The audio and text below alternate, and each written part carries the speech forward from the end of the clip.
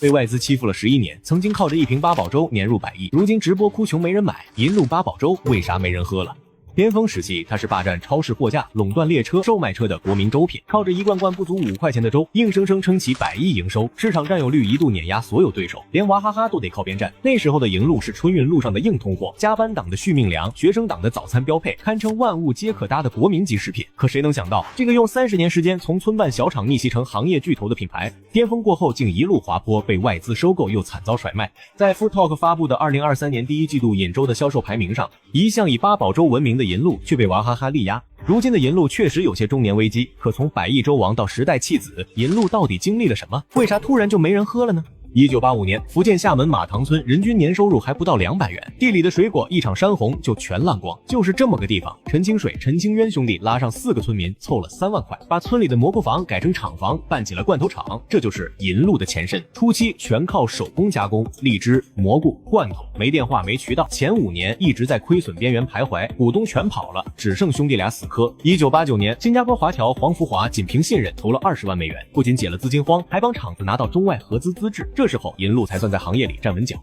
1992年，银鹭推出八宝粥，直接改写了命运。当时市面上的粥要么放不住，要么口感糙，银鹭靠独家杀菌技术，让粥既能久存又保原味，直接拿下了消费者。恰逢国内消费热潮，方便面、罐头成爆款，银鹭借着便携耐存的优势，从福建火遍全国。1999年，花生牛奶问世，和八宝粥组成王炸组合，占了近80%市场份额。陈氏兄弟吃透下沉市场，建了上千家经销商网络，从1线城市到乡镇小卖部，随处都能看到银鹭，尤其是春运、瓜子、啤酒、八宝粥的叫卖声里，银鹭永远是主角。所以2013年银鹭的销售额就冲到了111亿元，坐拥5大生产基地，成了实打实的100亿粥王，还把马塘村打造成厦门第1村。亮眼的业绩也吸引了雀巢的注意。2011年，雀巢花15亿买了60%股权。2018年彻底全资收购，所有人都以为是强强联合，没想到这场跨国婚姻却成了银鹭衰落的开端。陈氏兄弟是银鹭的亲爹，雀巢顶多算个只认钱的后爹。被全资收购后，银鹭不仅没起飞，反而被拖进泥潭，营收腰斩，最终惨遭甩卖。雀巢收购银鹭根本不是想做粥和花生牛奶，只是看中它的厂房和渠道，想用来卖自己的咖啡，把银鹭当成了代工工具，核心产品不管不问，资源全往咖啡倾斜。消费者最直观的感受就是，以前的粥食材饱满，莲子、桂圆清晰可见，现在只剩零星碎屑，口感稀烂，像八宝水。